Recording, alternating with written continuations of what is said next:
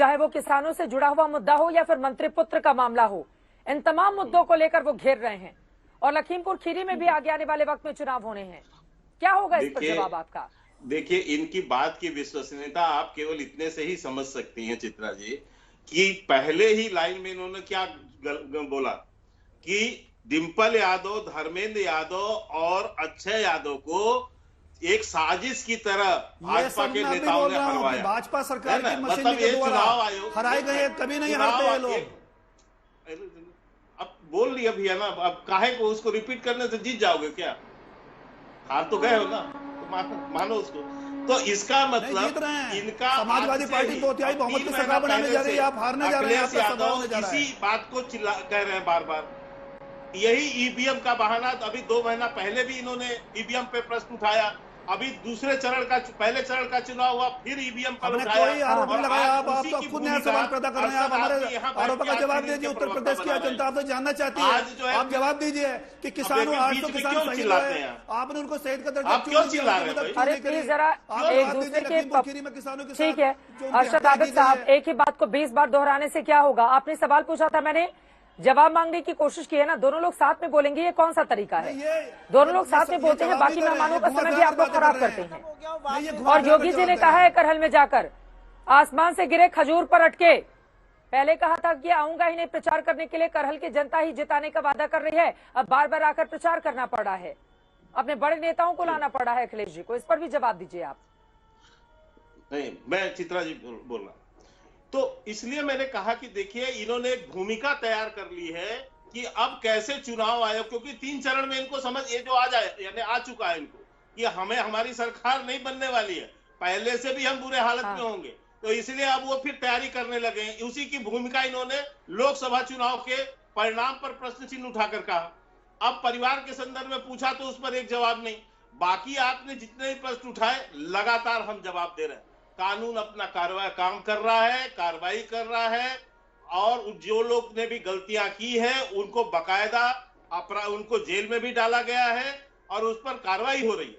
तो इसलिए इसको आप कहते रहिए, जनता निर्णय दे देगी 10 मार्च को कि, लेकिन ये जरूर पता है सुप्रिया सुने जी, वो कह रहे हैं कि कहते रहिए आप लोग, लेकिन जनता सुनेगी नहीं। आपके माफियाओं के गले में नकेल डाल दिया है। ठीक है, इनसे ये पूछिए कि कई लाख लोग जो लाचार बेबस मजलूम है, जेलों में बंद है, मर्डर भी नहीं किया है, उनको बाहर क्यों नहीं आ रहे हैं? की बात हो जाए उसके बाद में लौट रही हूं आपके पास। ठीक है, के शर्मा जी की बात हो गई। सुप्रिया सुनेत वो कह रहे हैं आप लोग गिनाते रहिए, कानून अपना काम कर रहा है।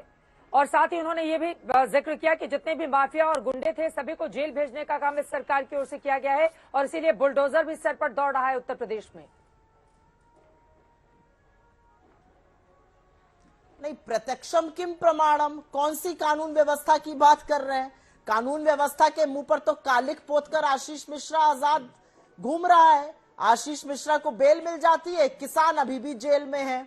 आशीष मिश्रा को बेल मिलती है, एडवोकेट जनरल बहस तक करने नहीं जाते उत्तर प्रदेश सरकार के। 6 दिन बीतने पर अब सुप्रीम कोर्ट में जाकर याचिका दायर हुई है रिव्यू के लिए।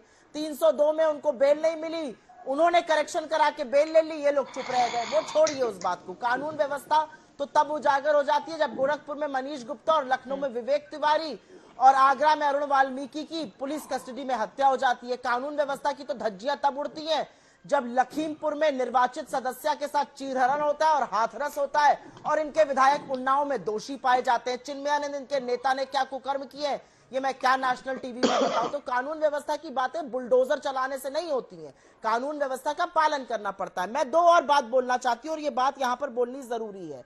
700 किसानों की शहादत के बाद हमारे परम पूजनीय प्रधानमंत्री ने बोला, मैनू की मेरे लिए थोड़ी मरे। ये मैं नहीं कह रही हूं, ये इनके गवर्नर कह रहे हैं। आज सिख बन के चले गए वहां रैली करने। अरे साहब, उन परिवारों के आंसू कब पोंछिएगा? उनकी शहादत को, उनकी श्रद्धांजलि संवेदना का एक शब्द कब व्यक्त करिएगा? और एक बात मैं जरूर बोलना चाहती हूँ, इतनी हवा चल रही है, इतनी बयार बह रही है आपके फेवर में, तो काहे इटावा में फोटोशॉप करके फोटो लगानी पड़ रही है योगी जी को? जनता देख रही है उधर, फोटो से टाटा कर रही है इधर। क्या हो रहा है भैया? क्या जनता समझती नहीं है ये? और एक अंत में मैं ये जानना चाहती हूँ, क्योंकि मैं तो बिल्कुल यूपी की हूँ, यूपी टाइप हूँ, ठेठ गोरखपुरिया हूँ। मैं जानना चाहती हूँ ये यूपी टाइप क्या मतलब था जो निर्मला जी कहेगी ये यूपी टाइप है, ये यूपी टाइप क्या होता है ये मैं जरूर जानना चाहती हूँ। क्या आप गलीच को यूपी कहते हैं? वहां बगल में बैठकर जो हमारे सांसद है हमारा जो फिसफिसिया रहे थे, हंसने की जरूरत तो है नहीं। क्या होता है अगर चन्नी साहब के यूपी बिहार वाले बयान पर आप निशाना साधेंगे तो ये यूपी टाइप वाला आपसे भी पूछा जाएगा कि ये यूपी टाइप वाला बयान क्या है। एक उंगली आप सामने वाले पर उठाएंगे, 3 आपकी ओर भी इशारा करेंगे। बिल्कुल मैं जवाब दे रही हूँ। देखिए अभी इन्होंने पहले तो जेल और बेल की बात की, इसलिए मैं कहना चाहता हूँ देखिए बेल देना चित्रा जी ये कोर्ट का काम है।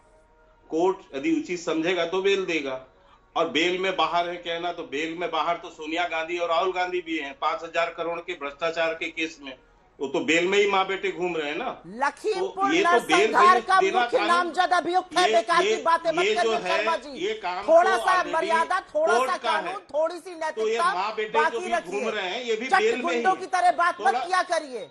नरसंहार में जेल में गया था और उसको निकाल दिया गया। चटगुंडई मत करिए यहाँ पर बैठकर।